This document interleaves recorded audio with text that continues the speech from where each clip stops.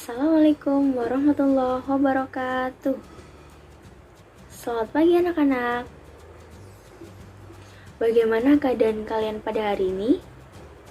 Sehat? Alhamdulillah. Semoga kita selalu diberi kesehatan dan selalu dalam lindungan Allah Subhanahu wa taala. Amin. Pertama perkenalkan terlebih dahulu, Ibu bernama Dewi Nurjana, mahasiswa dari Universitas Muhammadiyah Purwokerto, program studi pendidikan guru sekolah dasar. Nah, langsung saja ya. Hari ini kita akan masuk di tema 3, tokoh dan penemuan, subtema 3, ayo menjadi penemu, dan pembelajaran 4. Nah, tujuan pembelajaran pada hari ini yaitu yang pertama, setelah membaca teks, siswa mampu mengidentifikasi kalimat efektif dan kalimat baku dengan benar. Yang kedua, setelah berdiskusi, siswa mampu menulis informasi penting dari teks eksplanasi kalimat efektif dan kosakata baku dengan benar. Yang ketiga, setelah berdiskusi, siswa mampu menyebutkan contoh-contoh tindakan yang menunjukkan tanggung jawab atas hak dan kewajiban dalam kehidupan sehari-hari dengan benar.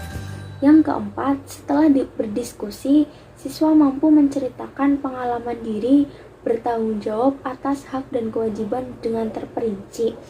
Yang kelima, setelah bereksplorasi, siswa mampu mengidentifikasi masalah terkait luas dan keliling lingkaran dengan benar. Yang keenam, setelah bereksplorasi, siswa mampu memecahkan masalah yang terkait penaksiran luas dan keliling lingkaran dengan benar. Nah, sebelum membacakan bacaan kalian telah mengenai belajar rambu lalu tentang lintas, penemuan lampu Ibu lalu akan lintas. sedikit menjelaskan Lalu, mengenai pada kosakata pembelajaran baku kali dan ini, kalimat Kalian efektif. akan mengetahui Kata-kata manfaat baku dari adalah penemuannya kata-kata yang dan telah apa yang harus ditetapkan kalian lakukan berdasarkan untuk aturan tata mematuhi bahasa. rambu-rambu tersebut. Contoh kata-kata baku yaitu izin, kaidah, dan apotek. Izin merupakan kata baku dari izin, kaidah merupakan kata baku dari kaidah, apotek merupakan kata baku dari apotik. Kata baku juga digunakan dalam kalimat efektif.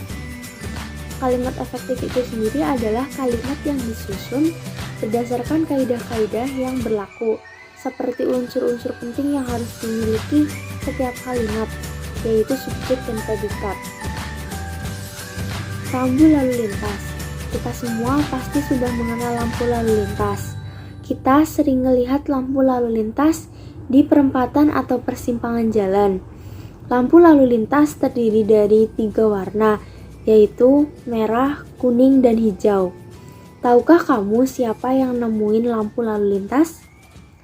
Ia adalah Jared August Morgan, seorang warga Amerika berkulit hitam yang peduli dengan keselamatan orang lain. Morgan terpanggil untuk menciptakan sistem lampu lalu lintas setelah melihat terjadinya kecelakaan mobil dengan kereta kuda. Dia nggak ingin kejadian itu terus berulang. Hingga saat ini, penemuan Morgan sangat bermanfaat untuk mengatur lalu lintas dan menyelamatkan pengguna jalan dari kecelakaan. Yang pertama tadi itu melihat, perbaikan katanya yaitu melihat.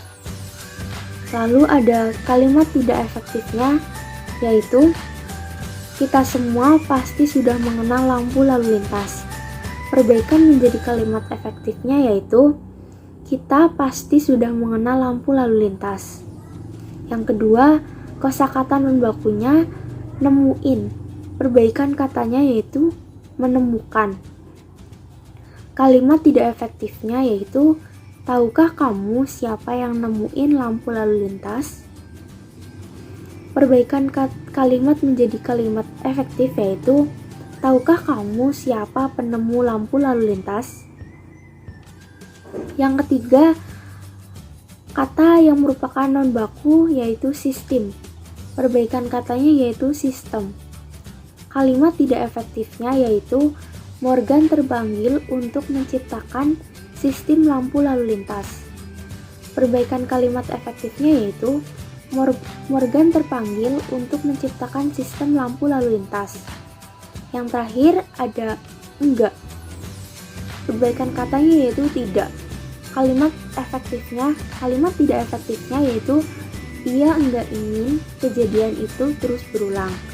Perbaikan menjadi kalimat efektif, ia tidak ingin kejadian itu terus berulang. Nah, anak-anak, selanjutnya kita akan mempelajari tentang hak dan kewajiban. Kita harus menjalankan kewajiban dengan penuh rasa tanggung jawab. Tidak hanya di rumah, sekolah, dan masyarakat, namun kita harus melaksanakan kewajiban itu juga di lingkungan sekitar, contohnya di jalan raya. Kita harus menjalankan kewajiban kita di jalan raya agar supaya hak diri sendiri dan hak orang lain tidak dirugikan.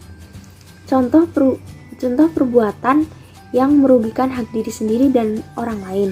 Contohnya seperti mengendarai sepeda dengan kecepatan tinggi dan yang lainnya. Nah, contoh dari orang yang sudah melaksanakan kewajibannya di jalan raya yaitu memiliki surat-surat yang lengkap, berkendara di jalur yang telah ditetapkan, berkendara dengan kecepatan standar, dan masih banyak lagi contoh-contoh yang lainnya ya.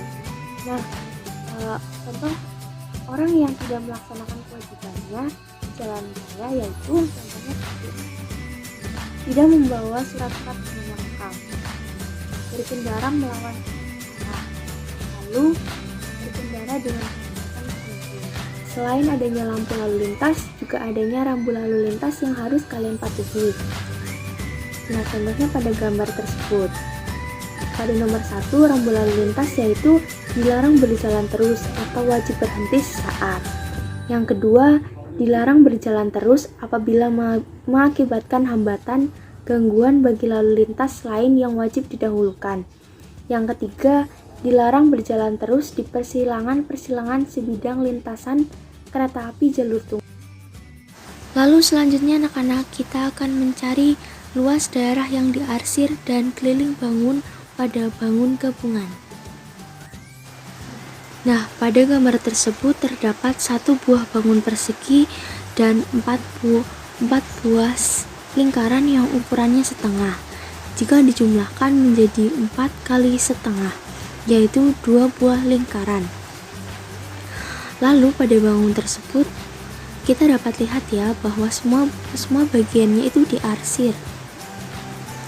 Lalu untuk mencari luas yang diarsir yaitu luas persegi ditambah 2 kali luas lingkaran. Persegi rumusnya adalah sisi kali sisi. Luas lingkaran rumusnya pi kali r kali r. Sisi persegi yaitu 14 cm. Jari-jari lingkaran yaitu 7 cm. Jadi sama dengan 14 dikali 14 ditambah 2 kali 22/7 dikali 7 dikali 7 sama dengan 196 ditambah 2 kali 154 sama dengan 196 ditambah 308 sama dengan 504 cm persegi. Lalu untuk mencari keliling bangun tersebut yaitu 2 kali keliling lingkaran. Rumus keliling lingkaran yaitu pi kali d. Lalu diameter lingkaran yaitu 14 cm. Jadi sama dengan 2 kali 22/7 dikali 14 sama dengan 2 kali 44 sama dengan 88 cm. Jadi kita sudah mengetahui luas yang diarsir yaitu 504 cm persegi dan keliling bangun adalah 88 cm. Nah anak-anak, kita sudah masuk ke akhir pembelajaran. Nah untuk mengevaluasi pembelajaran kita pada hari ini, kerjakan tugas kalian dengan baik ya.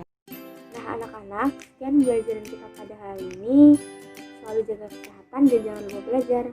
Semoga bermanfaat. Assalamualaikum warahmatullahi wabarakatuh.